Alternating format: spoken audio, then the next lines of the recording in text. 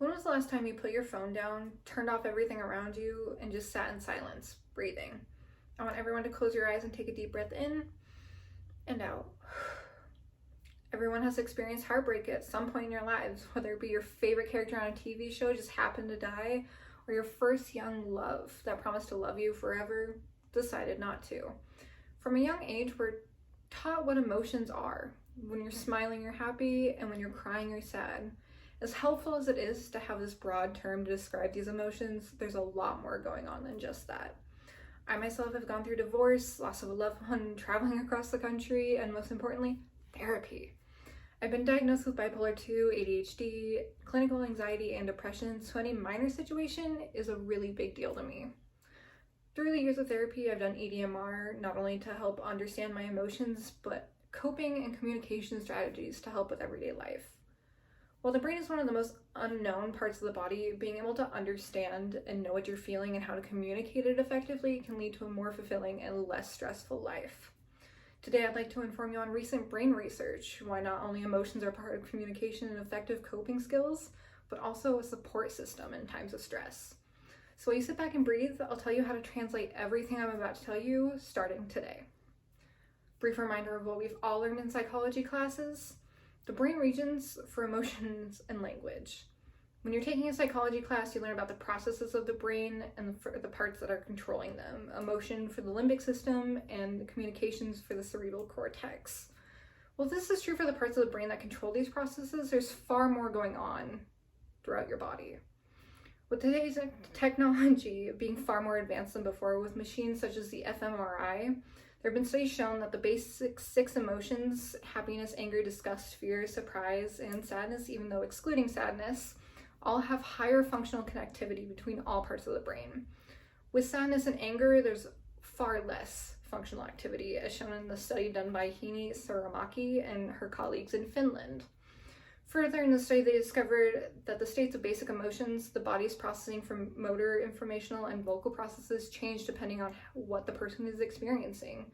In the case of fear, the brain prioritizes motor function over everything else, and sadness is the more emotional and vocal function. This accords with the view that emotions rise from the intellectual activity across multiple physiological, behavioral, and neural systems. Now, when talking about communication, emotion, it's important to understand that there's far more going on. While experiencing an emotion, your entire body reacts, such as the fight or flight response. In anxiety-inducing situations, such as a breakup with your partner, so many emotions come up at once: sadness from loss, anger, resentment, confusion, and fear of the unknown.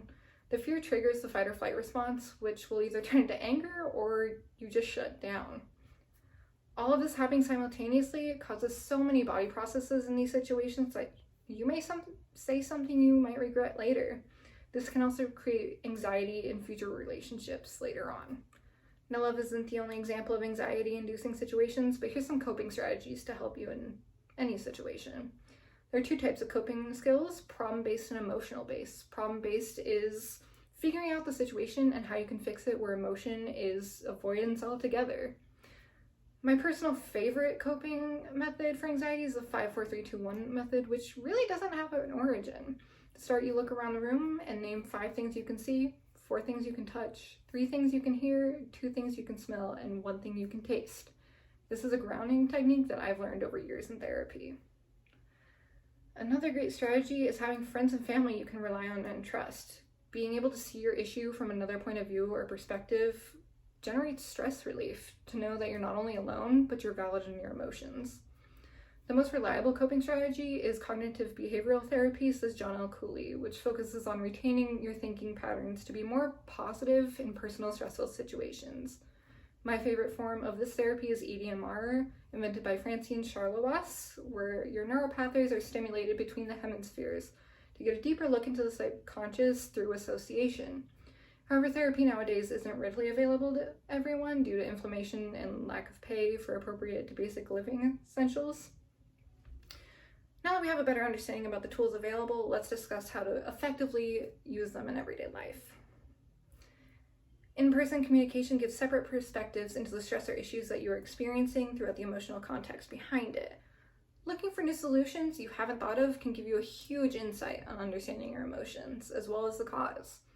While not everyone has access to friendships or family that may be reliable, I've discovered a free app called White Flag created by John McCoy. You can input your systems you're experiencing and raise a flag to others anonymously to chat and help if needed. Due to the nature of not knowing the other person, there's no room for judgment. If you don't like where the conversation is going, simply remove them and try with somebody new. I have personally helped multiple people through this app who've had a very large range of emotions and problems. I feel it's a reliable source for people who don't have a strong support system available or just need an outside view. In an article by Tessa Collette, she goes on to explain effective communication strategies for handling anxiety. First, be honest with how you're feeling. Maybe start explaining what anxiety feels like to you and how the other person can help in a stressful situation. Listen and reflect on the advice that others give you, even if it's not the best option. Increase your touch with a hug, even if it's just holding your hand or something. Touch can create a connection stronger than communication can when there's a disconnect. Well, there's a million ways to go about life and understanding further. We don't have all day to watch this specific video.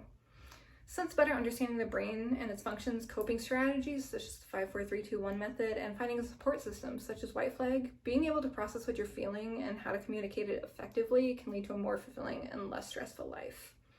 Over the course of your time, for about 7 minutes now of breathing, you have a better understanding of your body and your brain functions, new coping strategies, types of support available that are effective. Now take another deep breath in and out, and go at life, one breath at a time.